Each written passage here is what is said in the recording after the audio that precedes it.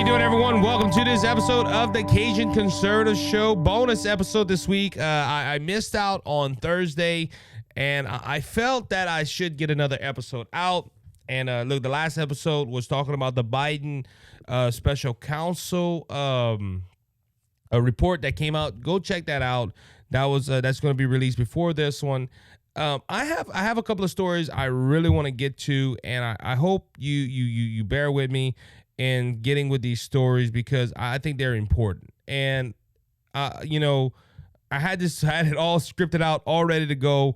Again, on Thursday, couldn't come in to the studio, was pressed for time, and I thought, hey, you know what? Why not go ahead and release a I guess you could say a bonus episode, but a replacement episode.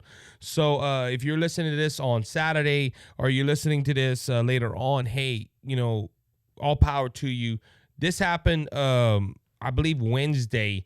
Well, first of all, let me start off with this intro because I'm going to tell you right now, I feel that the Republican Party is dysfunctional and ununified. Now, look, I am part of the Republican Party. I am a registered Republican.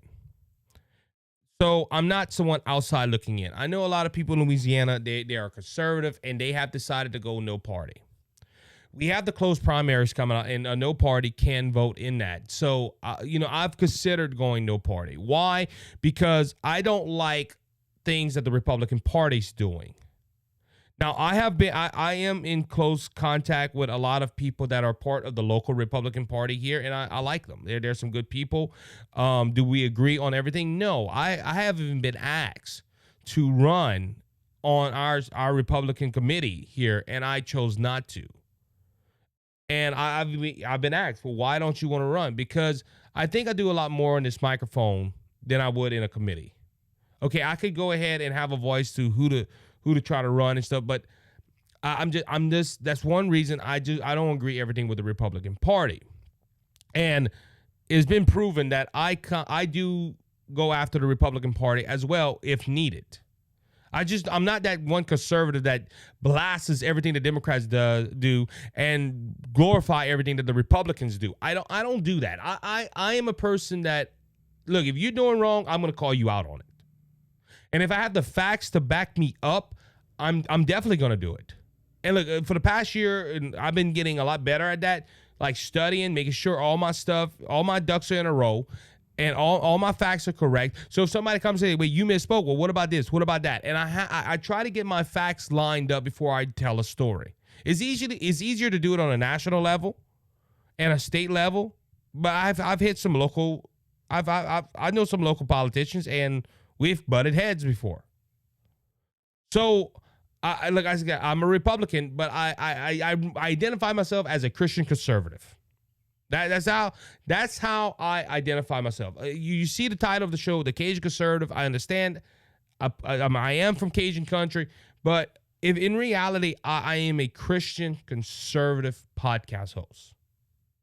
I'm not a Republican in the sense of saying, well, a Republican is, I'm gonna glorify everything the Republicans do, and the Democrats I'm gonna shoot down, and I'm gonna back up the Republican parties no matter what. But that's not true. I'm going to go ahead and going back to my original statement, I feel the Republican Party is dysfunctional and is ununified. Why do I say that? Because there's a lot of things this week that happened that I was wondering, I was scratching my head to. The first thing was the House vote to impeach Secretary Mayorkas. This is the Department of Homeland Security leader at the border. Now, we know he has done a bad job. There's proof that he has outright didn't do the law. And in a vote of 214 to 216, the House failed. Now, there was 4 Republicans that did this. One Republican did it so they could bring it back. But the no votes were California, Tim McClinton, Ken Buck from Colorado, Wisconsin, Mike Generate, and Blake Moore. I think Blake Moore was the one that voted so they could bring this back. They also It was also the reason that it wasn't all the congressional leaders were there. Not Mike Johnson, Steve Scalise of Louisiana had cancer treatment, so he couldn't be there to bring in the vote, but his vote wouldn't have mattered. And his vote failed. Now, Mike Johnson, who is the Speaker of the House, which I glorify, I'll just say glorify. I sent praises to him the other day because he did something right in the House with the border bill. But Mike Johnson has been doing some moves I just scratched my head on. How do you go into a vote without knowing if you're going to get this vote? Okay? This is why I say they're dysfunctional. Because if you're going to go into the House floor and do a vote, make sure you have the votes. And I heard this week. I think it was Dan Bongino or it might have been Dan Bongino or Mark Levin, one of them. They made the point where, look, Kevin McCarthy agreed to disagree with him about agreed that he wasn't the greatest House Speaker, but he knew to bring a floor vote when he had the votes. And he knew that certain bills would pass and certain bills weren't, so he wouldn't bring them up. Mike Johnson's bringing his bill up, and it wasn't going to pass. This is why I say they're ununified. If you go ahead and you're going to bring a vote like this against Mayorkas, you have to be unified. You have to say, look, this is what the Republican Party is doing. We're unified in this, but you had almost all Republicans, because you can't throw them all under the bus, but you had almost all Republicans vote to impeach Mayorkas except these four. We know one reason. I think I want to say it's Blake Moore, I heard, that said, look, I'm going to vote it down so we can bring it back up. But the other three, and look, I think it was Ken Buck. Ken Buck said, look, if there wasn't evidence, I'm not going to do it. And he feels there is no evidence. But they've been looking into Mayorkas for the last year, and he has not been following the laws at the border. Let's continue with how the Republican Party is dysfunctional and also ununified. Right after this bill, Mike Johnson put a standalone Israel bill, and it's sunk. It didn't pass. This is from Fox News. Israel aid bill sinks in House with 166 Democrats and 14 Republicans against. Twice as much more as the Mayorkas bill. 14 Republicans. Now, some Republicans were like, well, no, there's too much money. We shouldn't be. First off, Israel is different than Ukraine. And look, Mark Levin did a great job explaining this. First off, Ukraine is not surrounded all by their enemies. They have countries on the backside of them that agree with Ukraine, and they're willing to help Ukraine out.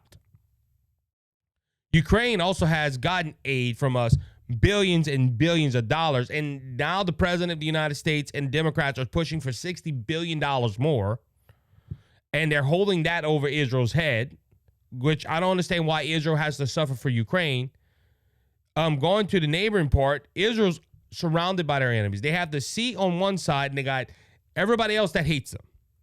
They're the only country in that region that's fighting for democracy. Ukraine has countries that are fighting for democracy for them. So there is some differences. Also, historical sites. Israel is fighting for the homeland of the Jewish people and the Christian faith. They're like I said, they're holding up democracy. There's a lot of differences. But this bill failed. And a lot of Republicans are like, we don't think $17.6 billion. A lot of other countries are helping Ukraine. Only America's helping Israel. But it failed. And again, dysfunctional. Why bring this bill up when you know you don't have the votes? Now, Mike Johnson probably thought, well, hey, we have the votes. This is Israel. We're going to get the votes for it. But he didn't. Dysfunctional. Why bring this, again, the point, why bring this vote up if you're not going to go ahead and have the vote to pass it? Again, disunified. Why didn't Mike Johnson unify with everybody and say, listen, we need to go and have this vote, and we need to be unified on it, and we need to pass it with flying colors? It didn't happen, though. They are dysfunctional, and they're ununified at this moment. And this is critical going into a critical 2024 election where you possibly could win the House and the Senate. The Senate looks very good for the Republican Party. The House, however, does not look good. This country's at a 50-50 split, and we see it in Congress. Oh, you only have 2 votes to spare? That's a 51-49 decision right there. They are dysfunctional and they're ununified. Moving on, Ronna McDaniel is this happened this week, and again, disunified, dysfunctional, and ununified. Ronna McDaniel put these primaries on, which she had the right to do, but she has lost the last couple elections, so she should be removed. But after talking to Donald Trump, now according to Ben Shapiro, she's trying to do the beck and call of Donald Trump. Well, he's the most popular president of the Republican Party right now, and Donald Trump did say, "Hey, you need to step down. You're a loser," and she has lost. Okay, now Donald Trump has used her in the past. And she has done things that Donald Trump wanted to get done. But Ronna McDaniel, now a lot of people say, well, Isaac, how's that disunified and dysfunctional? Well, she's waiting to after this she's waiting after the South Carolina primary to step down. But she should call Nikki Haley and say, look, you need to step out. You need to step down. It's done. Because on a point with this, Nikki Haley lost to no one candidate or no one on the ballot. If you heard the stories in Nevada, they had their caucus and a primary.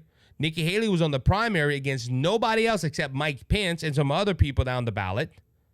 And there was an option there. There was an option on the ballot that says none of these candidates, and none of these candidates got 60% of the vote, while Nikki Haley got 30% of the vote. Or everybody else got 30% of the vote. Nikki Haley couldn't beat somebody that wasn't even on the ballot. Donald Trump, however, has won the Nevada caucus. He only ran against Ryan Blinken, which I don't understand why Ryan Blinken's in there anyway. But they won. Donald Trump won all the votes. Nikki Haley was not on the caucus ballot. Why not? You're supposed to be a credible candidate. Why not put yourself on the ballot? This makes the fourth, if I'm not mistaken, the fourth primary that she loses. But she's still a credible candidate. And Ronna McDaniel should have told her, hey, you need to go ahead and Ronna McDaniel should have said, look, it's done. You need to go. You're done. You let Donald Trump be the nominee. If something happens that he isn't the nominee, if something happens with criminal charges, whatever, we can go ahead and talk about it. Dysfunctional.